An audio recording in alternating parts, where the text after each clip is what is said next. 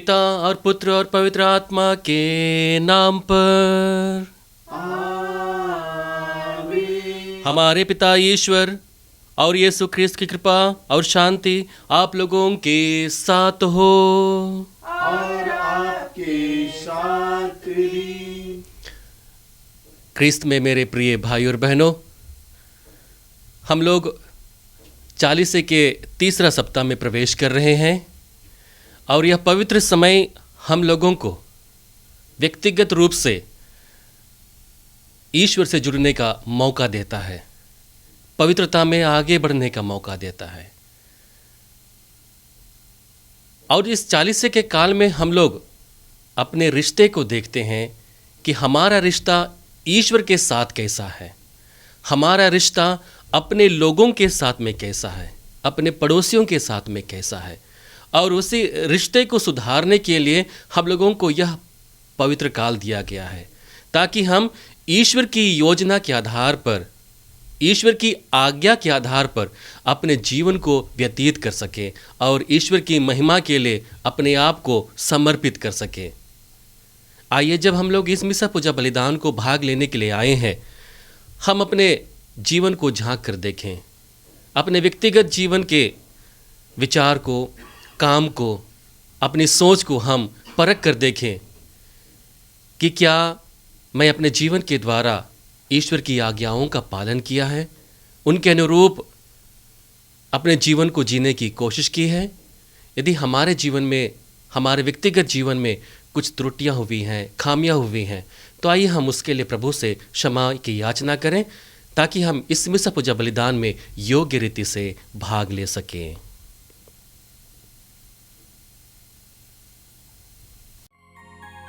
मेरे पापों को क्षमा दे प्रभु, मुझ में प्यार भर दे। मेरे पापों को क्षमा दे प्रभु, मुझ में प्यार भर दे। मेरे दुखों को मिटा दे प्रभु, मुझ में प्यार भर दे। मेरे दुखों को मिटा दे प्रभु, मुझ में प्यार भर दे। पावन लहू से धो दे मुझे, पावन लहू से धो दे मुझे। नवजीवन संचार कर दे। नवजीवन संचार कर दे।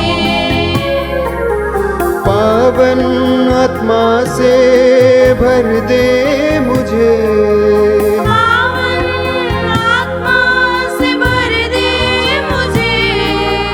नवजीवन संचार कर दे। नवजीवन संचार कर दे। मेरे पापों को क्षमा दे प्रभु, मुझ में प्यार भर दे। मेरे पापों को क्षमा दे प्रभु, मुझ में प्यार भर दे।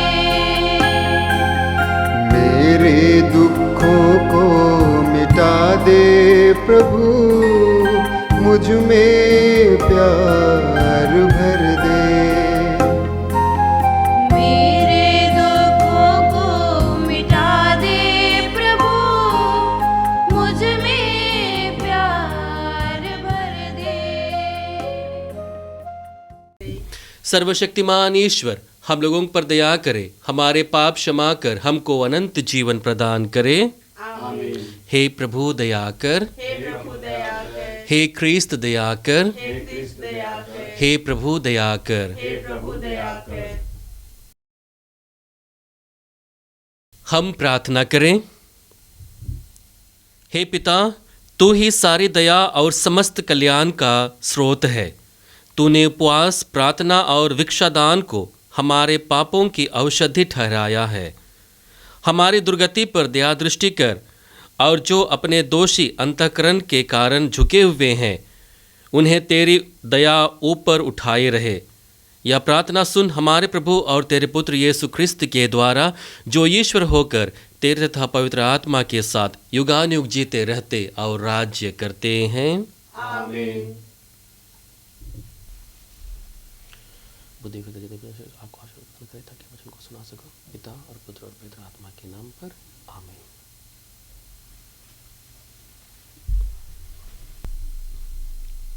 पहला पाठ निर्गमन ग्रंथ अध्याय 20 पद संख्या 1 से 17 तक। ईश्वर ने सिनाई पर्वत पर मूसा से यह सब कहा, मैं प्रभु तुम्हारा ईश्वर हूँ। मैं तुमको मिस्र देश से गुलामी के घर से निकाल लिया है। मेरे सिवाय तुम्हारा कोई ईश्वर नहीं होगा। अपने लिए कोई देव मूर्ति मत बनाओ। ऊपर आकाश में या नीचे पृथ्वी तल पर या पृथ्वी के नीचे के जल में रहने वाले किसी भी प्राणी अथवा वस्तु का चित्र मत बनाओ। उन मूर्तियों को दंडवत करके उनकी पूजा मत करो, क्योंकि मैं प्रभु तुम्हारा ईश्वर ऐसी बातें सहन नहीं करता। जो तुमसे बैर करते हैं मैं तीसरी और चौथी पीढ़ी तक उसकी संतति को उसके अपराधों का दंड देता हूँ। जो मुझे प्यार करते हैं और मेरी आज्ञाओं का पालन करते हैं मैं 1000 पीढ़ियों तक उन पर दया करता हूँ। प्रभु अपने ईश्वर का नाम व्यर्थ मत लो, क्योंकि जो व्यर्थ ही प्रभु का नाम लेता है प्रभु उसे अवश्य दंडित करेगा। विश्राम दिवस को पवित्र बनाने का ध्यान रखो। तुम 6 दिनों तक परिश्रम करते रहो और अपना सब काम करो, परंतु 7वां दिन तुम्हारे प्रभु ईश्वर के आदर में विश्राम का दिन है। उस दिन न तो कोई काम करो, न तुम्हारा पुत्र, न तुम्हारी पुत्री, न तुम्हारा नौकर, न तुम्हारी नौकरानी, न तुम्हारे चौपाए और न तुम्हारे शहर में रहने वाला परदेशी। 6 दिनों में प्रभु ने आकाश, पृथ्वी, समुद्र और उनमें जो कुछ भी है यह सब बनाया और 7वें दिन उसने विश्राम किया। इसलिए प्रभु ने विश्राम दिवस को आशीष दी है और उसे पवित्र ठहराया है। अपने माता पिता का आदर करो, जिससे तुम बहुत दिनों तक उस देश में जीते रहो जिसे तुम्हारा प्रभु ईश्वर तुम्हें प्रदान करेगा। हत्या मत करो, व्यभिचार मत करो, चोरी मत करो, अपने पड़ोसी के विरुद्ध झूठी गवाही मत दो, अपने पड़ोसी के घर बार का लालच मत करो। न तो अपने पड़ोसी की स्त्री का, न उसके नौकर अथवा नौकरानी का, न उसके बैल अथवा गधे का, उसकी किसी भी चीज़ का लालच मत करो। यह प्रभु की वाणी है। ईश्वर को धन्यवाद। यीशु ने अपना खून बहाकर मुझे बचा लिया। क्यों ना मैं गाऊंगा गीत उसी के, मुझे बचा लिया। यीशु ने अपना खून बहाकर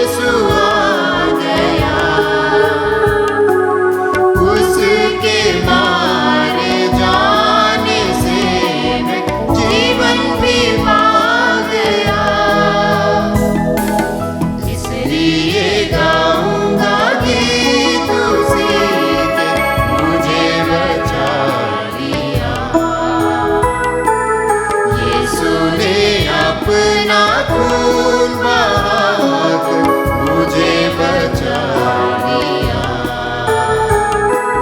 क्यों ना मैं गाऊंगा गीत उसी के, मुझे बचा लिया।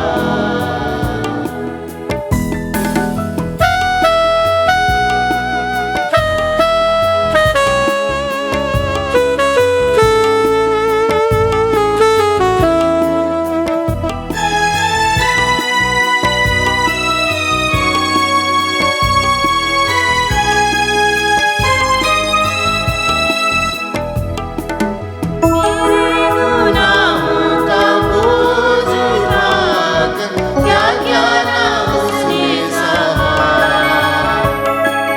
मेरे गुनाहों को माफ कराने खून भी उसका बहा।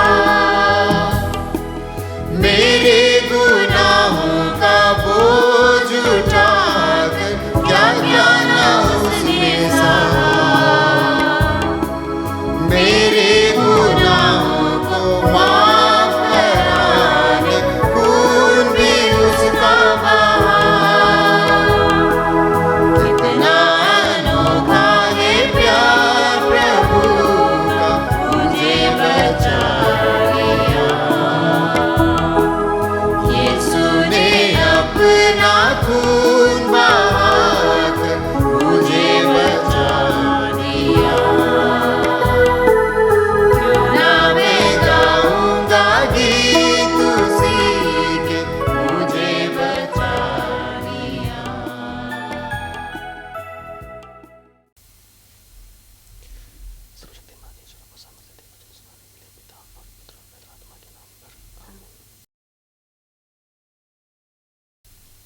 दूसरा पाठ कुरिन्थियों के नाम सन पौलुस का पहला पत्र, अध्याय 1, पद संख्याएं 22 से 25 तक।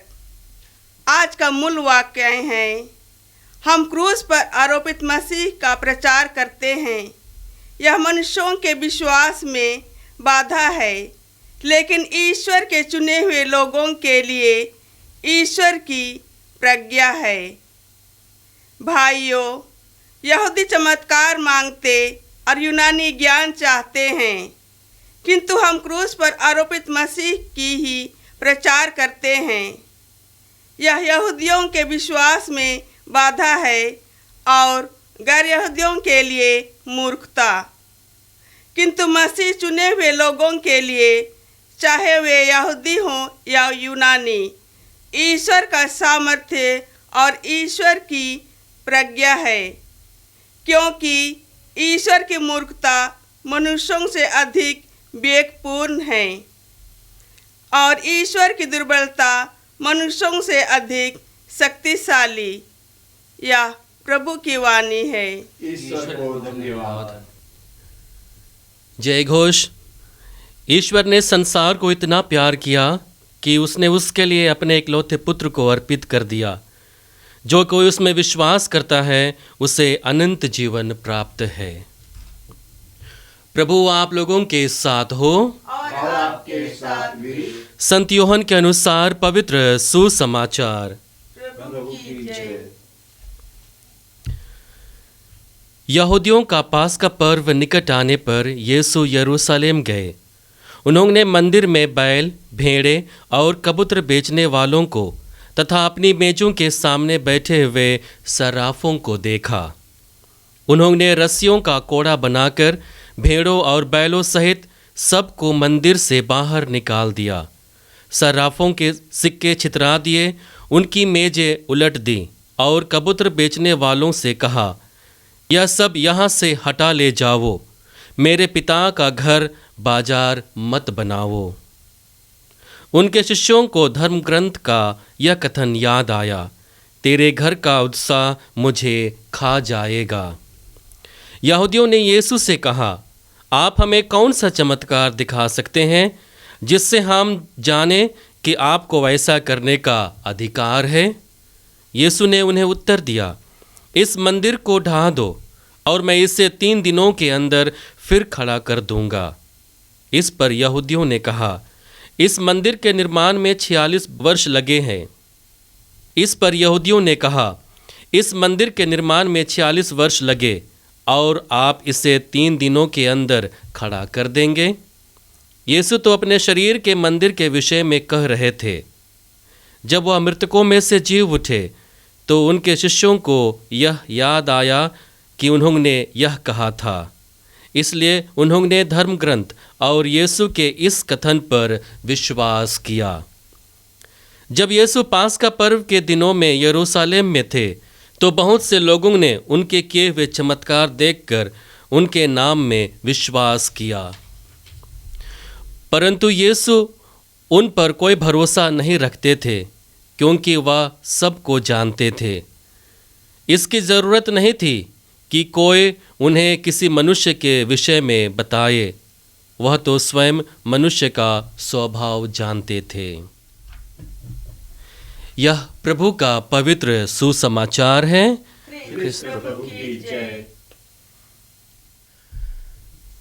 ख्रिस्त में मेरे प्रिय भाई और बहनों, जैसे कि मैंने पहले कहा कि यह 40 का समय हम लोगों के लिए पवित्रता में विशेष रूप से आगे बढ़ने का अवसर देता है। यह पवित्र समय इसलिए होता है कि हम अपने संबंध को ईश्वर के साथ नवीन करते हैं, नया रूप देते हैं। अपने संबंध को एक दूसरे के साथ में हम लोग नया बनाते हैं, और जो भी मनमुटाव हुए हैं, जो भी गलत हुए हैं, जो भी पाप हुए हैं, उन सभी को हम लोग परित्याग कर पवित्रता के लिए आगे बढ़ते हैं। और जब हम लोग तीसरे सप्ताह में प्रवेश कर रहे हैं तो आज हम लोगों को वचन विशेष रूप से मनन चिंतन करने के लिए आह्वान कर रहे हैं कि पवित्रता में आगे बढ़ने के लिए हम लोगों को ईश्वर की आज्ञाओं का पालन करना जरूरी है। और इसलिए हम लोग देखते हैं आज के पहले पाठ में जब इस्राएली लोग मिस्र की गुलामी से मुक्त कर जब वे लोग प्रतिज्ञात देश की ओर आगे बढ़ रहे थे, तब वे लोग सिनाई पर्वत पर आते हैं और वहाँ पर ईश्वर उन्हें 10 आज्ञाएं देता है। ये वे आज्ञाएं थे जो उनको पवित्रता के लिए आगे बढ़ाएगा। यहाँ पर ईश्वर उन लोगों को बताना चाहता है कि राष्ट्र की गुलामी से मुक्त होना और स्वतंत्र होकर अपने जीवन को बिताना ही काफ़ी नहीं है, बल्कि तुम लोगों को अपने व्यक्तिगत जीवन में स्वतंत्र होने की आवश्यकता है। अपने पाप को परित्याग करने की आवश्यकता है। ईश्वर को अपने जीवन में लाने की आवश्यकता है। और यह संभव तभी है जब हम लोग ईश्वर की आज्ञाओं के अनुरूप अपने जीवन को व्यतीत करने लगते हैं। और इसलिए आज के पहले पाठ में हम लोग देखते हैं कि प्रभु लंबे रूप में लोगों को समझाते हुए 10 आज्ञाएं देते हैं, और यही आज्ञाएं हम लोगों को अनंत जीवन के भागी बनाता है। हम लोग देखते हैं संत मार्कुस के सुसमाचार अध्याय 10 वाक्य संख्या 17 से 19 के बीच में पढ़ेंगे, जहाँ पर एक धनी युवक यीशु के पास आकर उनसे अनुनय विनय करता है कि गुरुवर, अनंत जीवन पाने के लिए मुझे क्या करना है। और यीशु उसे साफ साफ बताते हैं कि तुम्हें आज्ञाओं का पालन करना है। जी हाँ मेरे प्यारे भाई और बहनों, जब भी हम अपने जीवन में ईश्वर की आज्ञाओं का पालन करते हैं, उनके अनुरूप अपने को व्यतीत करते हैं, अपने जीवन को व्यतीत करते हैं, तो हमारे जीवन में महत्वपूर्ण कार्य होता है। हम ईश्वर की योजना के आधार पर अपने जीवन को व्यतीत करने लगते हैं। हम अनंत जीवन के भागी बनते हैं। और इसलिए यहाँ पर हम वचन में पढ़ते हैं, जब ईश्वर उन्हें आज्ञा दे रहा होता है तो हम देखते हैं कि ईश्वर उन्हें प्रोत्साहित करते हुए कहता है कि यदि तुम मुझे प्यार करते हो और तुम मुझे प्यार करोगे तो मेरी आज्ञाओं का पालन करोगे। हमारा प्यार, हमारा ईश्वर के प्रति प्यार इस बात पर निहित है कि हम उसकी आज्ञाओं का पालन करते हैं। और इसलिए हम बारंबार देखते हैं जहाँ पर प्रभु हम लोगों को बताते हैं कि वह आज्ञा भंग करने के लिए नहीं, बल्कि ईश्वर की उसी आज्ञा को पूर्ण करने के लिए आए हैं। और उसी आज्ञा के अनुरूप हम लोगों को जीवन व्यतीत करने के लिए प्रभु आमंत्रित करते हैं, प्रोत्साहित करते हैं। हम लोग देखते हैं कि उस समय के फरीसी लोग और शास्त्री लोग यीशु के पास आकर उससे वाद विवाद करते हैं और उससे पूछते हैं कि धर्म ग्रंथ में और संहिता में सबसे बड़ी आज्ञा क्या है। हम संत मत्ती के सुसमाचार अध्याय 22 वाक्य संख्या 37 और 40 के बीच में हम पढ़ते हैं, जहाँ पर प्रभु यीशु संपूर्ण धर्मशास्त्र का निचोड़ हम लोगों को देते हैं। एक आज्ञा पालन करने के लिए हम लोगों को बताते हैं। कहते हैं, अपने प्रभु ईश्वर को अपने सारे हृदय, अपनी सारी आत्मा और अपनी सारी बुद्धि से प्यार करो। और इसी प्यार को आज के पहले पाठ में हम लोग देखते हैं, जो पहली आज्ञा, दूसरी आज्ञा ईश्वर को प्यार करने पर निहित है। प्रभु कहते हैं कि तुम्हारा एकमात्र ईश्वर है और उसको छोड़कर तुम किसी की उपासना नहीं करोगे, आराधना नहीं करोगे, कोई देव मूर्तियों का निर्माण नहीं करोगे। हम लोगों को कोशिश करना है कि हम ईश्वर को अपनी सारी बुद्धि से, सारी आत्मा से और सारी शक्ति से उसे प्यार कर सकें। और यीशु वहीं तक सीमित नहीं रहते हैं, यीशु एक कदम आगे आकर लोगों को कहते हैं कि अपने पड़ोसी को अपने समान प्यार करो। और आगे प्रभु कहते हैं कि यही पर संपूर्ण जीवन अवलंबित है और यही है हमारे जीवन का सार। और आज के दोनों पाठ हम लोगों को इसी विषय पर मनन चिंतन करने के लिए बुलाते हैं। आज हम लोगों को अपने जीवन को झांक के देखने की आवश्यकता है कि ईश्वर के प्रति मेरा रवैया कैसा है, मैं ईश्वर को कितना प्यार करता हूँ और अपने पड़ोसी को मैं उस प्यार को कितना दे सकता हूँ। आज के सुसमाचार में हम लोग देखते हैं कि किस प्रकार से यीशु क्रोधित हो जाते हैं और यीशु क्रोध में आकर रस्सी का कोड़ा बनाते हैं। वो देखते हैं कि पवित्र स्थान को लोग बाजार बना दिए हैं, धर्म को लोग जीने का तरीका बता दिए हैं और इसी के विरोध में यीशु उन लोगों को बाहर खदेड़ते हैं, लोगों को बाहर भगाते हैं कि जो पवित्रता यहाँ होनी है उस पवित्रता को बरकरार रखने की आवश्यकता है। यहाँ पर हम लोग देखते हैं लोग ना केवल पवित्र जगह को अपवित्र कर रहे थे, बल्कि दूसरे लोगों के साथ में भी उनका व्यवहार उतना अच्छा नहीं था। जो प्यार उन्हें ईश्वर को दिखाना था और पड़ोसी को दिखाना था, वो प्यार वहाँ पर कहीं पर नहीं था। और यीशु इसलिए क्रोधित होकर सभी लोगों को बाहर निकालते हैं और कहते हैं कि मेरे पिता के घर को बाजार मत बनाओ। बाजार वह जगह होता है जहाँ पर हम लोग अपना रिश्तेदारी नहीं निभाते हैं, हम लोग व्यापार करते हैं। हम लोगों के लिए हमारी आय ही सबसे महत्वपूर्ण होता है। दूसरों के प्रति प्यार और दूसरों के लिए कोई शुभकामनाएं नहीं होती हैं। लोग फ़ायदे के लिए जाते हैं, मुनाफे के लिए जाते हैं। और वही चीज़ यरूशलेम के मंदिर में हो गया था और इसलिए यीशु अपनी प्रतिक्रिया देते हैं और लोगों को बताते हैं कि जो पवित्रता ईश्वर के मंदिर में होनी चाहिए वही पवित्रता हमारे जीवन में भी होनी चाहिए, कि हम दूसरों से प्यार कर सकें, दूसरों को प्रोत्साहित कर सकें, दूसरों को आगे बढ़ा सकें। क्रिस्त में मेरे प्रिय भाई और बहनों, आज जब हम लोग इस पवित्र वचन पर मनन चिंतन कर रहे हैं तो हम लोगों को उसी क्रूसित यीशु पर विश्वास करते हुए ईश्वर को प्यार करने का जरिया अपनाना चाहिए। जिस प्रकार से संत पौलुस कुरिन्थियों को बताते हैं कि जो लोग बुद्धिमान हैं और जो लोग धर्म के नेता हैं, उनके लिए क्रूसित यीशु का विषय मूर्खता का विषय है, क्योंकि वे लोग किसी चीज़ पर विश्वास करने के लिए वे लोग चमत्कार मांगते हैं, लेकिन क्रूसित यीशु ही जो हमारे प्रेम के लिए अपने आप को बलि चढ़ाए, उससे बड़ा और कोई प्रमाण नहीं है, उससे बड़ा और कोई चमत्कार नहीं है। और उसी पर विश्वास करते हुए हम लोगों को अपने ख्रिस्त जीवन को बिताने की आवश्यकता है। आइए हम प्रभु से आशीष एवं कृपा की याचना करें कि हम लोगों को प्रभु अपने विश्वास में आगे बढ़ने के लिए मदद करें, ताकि हम ईश्वर को अपने मन से, अपने वचन से, अपने सारी बुद्धि से, आत्मा से, शक्ति से प्यार कर सकें और एक दूसरे को वही प्यार अर्पित करते हुए अपने पड़ोसियों को अपने समान प्यार कर सकें। आमीन।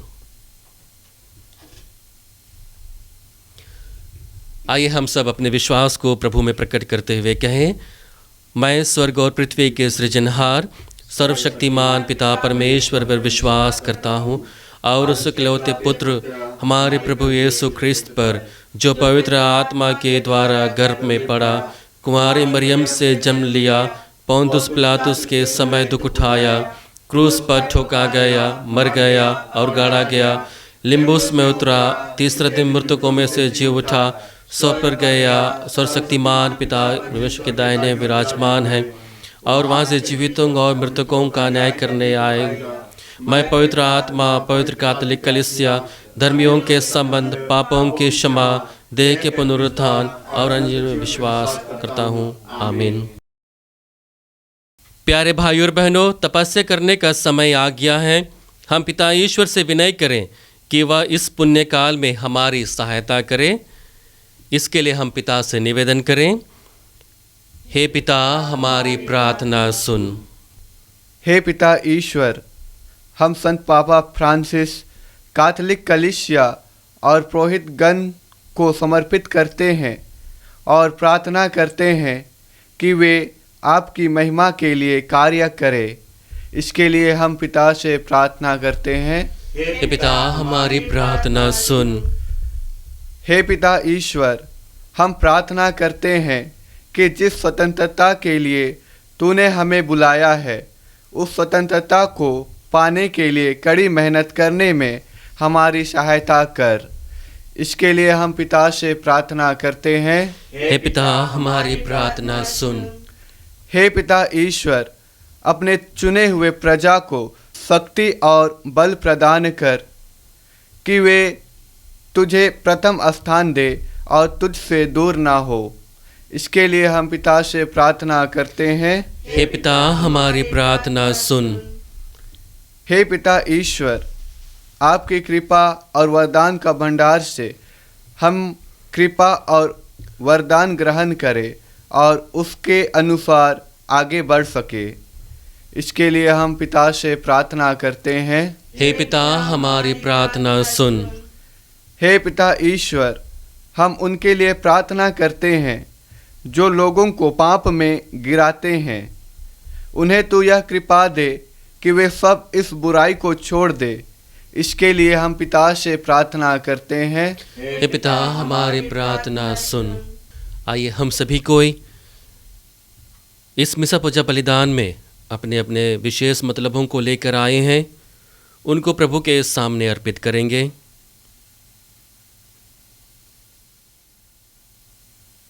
हमारे देश के लिए, देश के किसानों के लिए, जो लोग बुजुर्ग हैं, बीमार हैं, उनके लिए, हमारे घर परिवार में जो लोग अस्वस्थ हैं, उनको प्रभु के पावन चरणों में समर्पित करते हुए उनके लिए प्रार्थना करते हैं।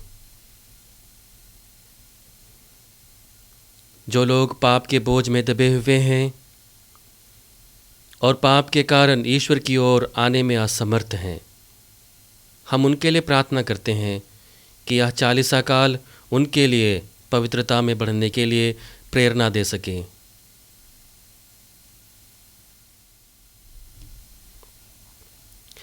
हे ईश्वर, तू हर मनुष्य की प्रार्थना सुनने को सदा तत्पर रहता है। हमारा निवेदन ध्यानपूर्वक सुन और तपस्या तथा प्रायश्चित की इस पुण्य अवधि में हमारी सहायता कर, हमारे प्रभु ख्रिस्त के द्वारा। आमीन। मेरे पिताजी जीवन हो तुम, सब कुछ मेरा अर्पित है। मेरे पिताजी जीवन हो तुम, सब कुछ मेरा अर्पित है। अर्पित है, अर्पित है, अर्पित है, अर्पित है।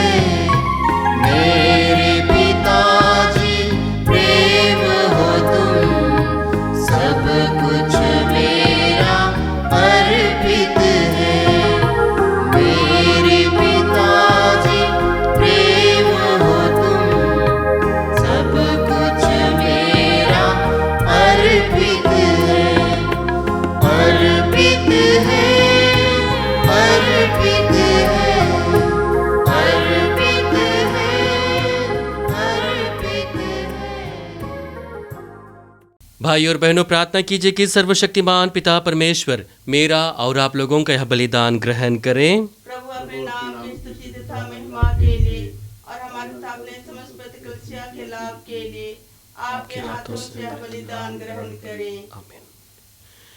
हे प्रभु, हम अपने पापों से मुक्त होने के लिए तुझसे प्रार्थना करते हैं। इस बलिदान से प्रसन्न होकर ऐसा वर दे कि हम अपने भाई बहनों के अपराध क्षमा करें।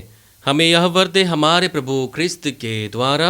आमीन। प्रभु आप लोगों के साथ हो। और आपके साथ भी प्रभु में मन लगाइए। हम प्रभु में मन लगाए हुए हैं। हम अपने प्रभु परमेश्वर को धन्यवाद दें। यह उचित और आवश्यक है। हे पूज्य पिता, यह परम उचित है, हमारा कर्तव्य तथा कल्याण है कि हम सदा और सर्वत्र अपने प्रभु ख्रिस्त के द्वारा तुझे धन्यवाद दें। समारी स्त्री से जल पिलाने की अर्जी करने से पहले ही यीशु उसके हृदय में विश्वास का बीज बो चुके थे। उसके विश्वास के लिए यीशु इतने लालायित थे कि उन्होंने उसके हृदय में ईश प्रेम की आग भी सुलगा दी थी। इस कारण हम भी तुझे धन्यवाद देते और स्वर्गदूतों के साथ तेरा गुणगान करते हुए निरंतर एक स्वर से गाते हैं। पावन अति पावन प्रभु ईश्वर अखिलेश्वर। पावन अति पावन प्रभु ईश्वर अखिलेश्वर। स्वर्ग धरा के कोने कोने गूंजे तेरा नाम। परमेश्वर की महिमा गरिमा फैले तीनों धाम। फैले तीनों धाम। पावन अति पावन प्रभु ईश्वर अखिलेश्वर। पावन अति पावन प्रभु ईश्वर अखिलेश्वर। धन्य है वो जो आता है परमेश्वर के नाम। परमेश्वर की महिमा गरिमा फैले तीनों धाम। फैले तीनों धाम। पावन अति पावन प्रभु ईश्वर अखिलेश्वर। पावन अति पावन प्रभु ईश्वर अखिलेश्वर। हे परमपिता, तू वास्तव में पवित्र है, सारी पवित्रता का स्रोत है। हम तुझसे निवेदन करते हैं, उपहार अपनी आत्मा के संस्पर्श से पवित्र कर दे कि यह हमारे प्रभु यीशु ख्रिस्त का शरीर तथा रक्त बन जाए। जिस रात को यीशु स्वेच्छा से मृत्यु के लिए सौंपे गए, उन्होंने रोटी ली, तुझे धन्यवाद दिया और उसे तोड़कर अपने शिष्यों को देते हुए कहा, तुम सब इसे लो और खाओ, यह मेरा शरीर है जो तुम्हारे लिए बलि चढ़ाया जाएगा।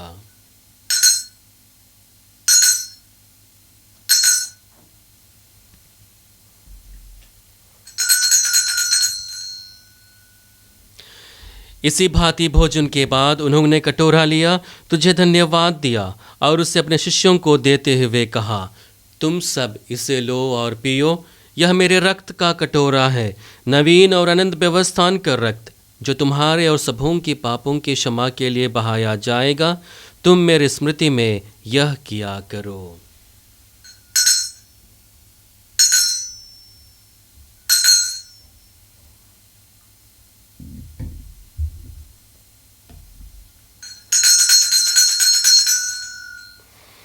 यह है हमारे विश्वास का रहस्य। ख्रिस्त प्रभु मर गए, ख्रिस्त प्रभु जी उठे, ख्रिस्त प्रभु महिमा के साथ फिर आएंगे। हे परमपिता, यह आज्ञा मानकर हम अपने प्रभु की मृत्यु और पुनरुत्थान की स्मृति में तुझे जीवन की रोटी और मुक्ति का कटोरा चढ़ाते हैं। हम तुझे धन्यवाद देते हैं कि तूने हमें सम्मुख उपस्थित होने और अपनी सेवा करने का सौभाग्य प्रदान किया है। हमारा नम्र निवेदन है कि हम सब जो ख्रिस्त का शरीर तथा रक्त ग्रहण करते हैं, पवित्र आत्मा के द्वारा एकता के सूत्र में बंधे रहें। प्रभु और हमारे संत पिता फ्रांसिस, हमारे धर्माध्यक्ष यूजिन जोसेफ और सभी याजकों के साथ विश्व भर में फैली अपनी कलीसिया के सुधीले तथा ऐसे प्रेम में सिद्ध बना दे।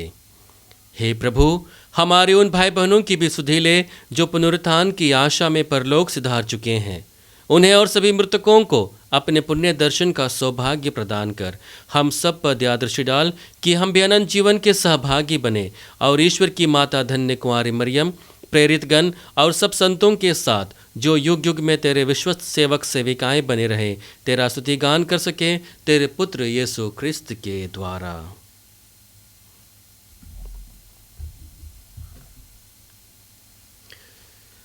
इन्हीं प्रभु क्रिस्त के द्वारा, इन्हीं के साथ और इन्हीं में, हे सर्वशक्तिमान पिता परमेश्वर, पवित्र आत्मा के साथ तुझे समादर तथा महिमा युगानुयोग मिलती रहती है। आमीन, आमीन, आमीन।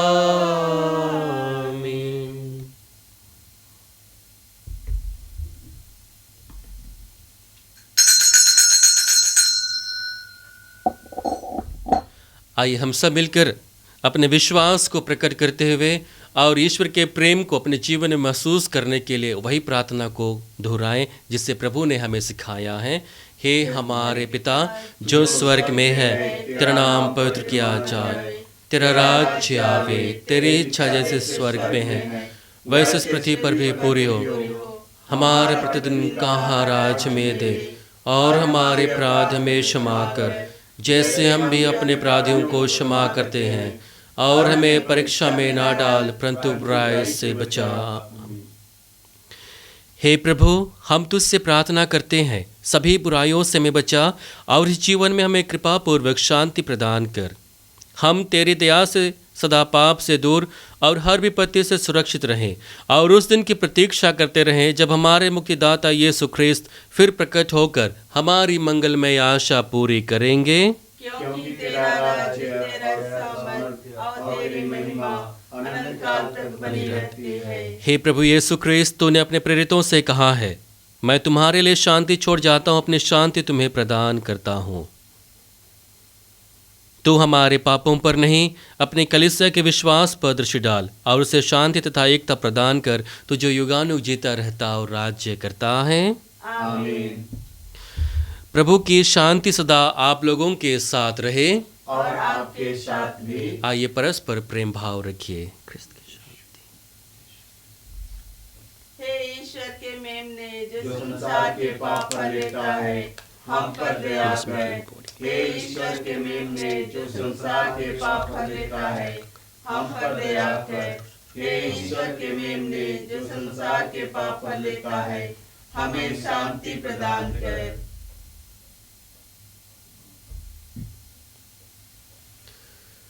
देखिए ईश्वर का मेमना जो संसार के पाप पर लेता है। धन्य है हम जो प्रभु के इस बलि भोज में बुलाए गए हैं। हे प्रभु, मैं स्वर्ग नहीं हूँ कि आप मेरे आवे, किंतु एक ही शब्द कह दे और मेरी आत्मा चंगी हो जाएगी।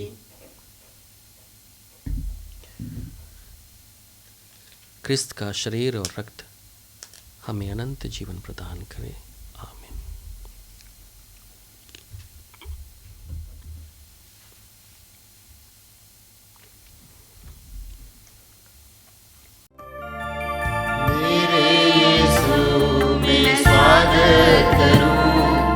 अपने इस दिल में तेरा मांस और लहू अपना देके प्रभु पूर्ण करो जीवन मेरा। मेरे यीशु मैं स्वागत करूं अपने इस दिल में तेरा मांस और लहू अपना देके प्रभु पूर्ण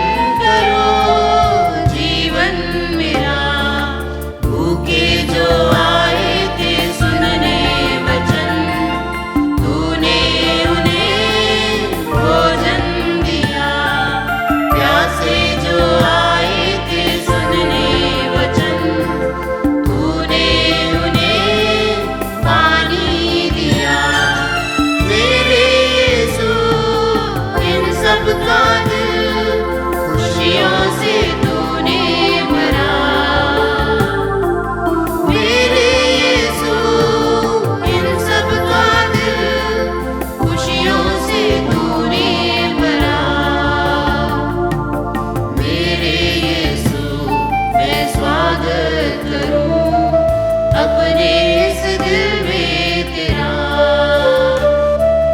माँ सोलो अपना देके प्रभु पूरन करो जीवन मेरा। प्रभु कहते हैं, जो कोई वह जल पिएगा जिसे मैं दूंगा, वह उसमें जल स्रोत बनकर अनंत जीवन के लिए फूट पड़ेगा। हम प्रार्थना करें। हे प्रभु, हमने स्वर्गिक जीवन की धरोहर प्राप्त की है और इस पृथ्वी पर भी दिव्य रोटी से तृप्त हुए हैं। हम इस संस्कार के प्रभाव से भला आचरण कर सकें। हम तुझसे दीनतापूर्वक प्रार्थना करते हैं हमारे प्रभु क्रिस्त के द्वारा। आमीन। विशेष आशीष के लिए आप लोग अपना सिर झुकाएंगे। हे परमेश्वर, तेरे भक्तों के हृदयों को संचालित कर। तेरे और पड़ोसी के प्रेम में दृढ़ रहते हुए हम तेरी आज्ञाओं का पूर्ण रूप से पालन कर सकें। हमें यह वर दे हमारे प्रभु ख्रिस्त के द्वारा। प्रभु आप लोगों के साथ हो और आपके साथ भी। सर्वशक्तिमान ईश्वर पिता और पुत्र और पवित्र आत्मा आप लोगों को आशीर्वाद प्रदान करे। आप लोग विदा लें, इस प्रेम में अपना जीवन बिताएं। ईश्वर को धन्यवाद।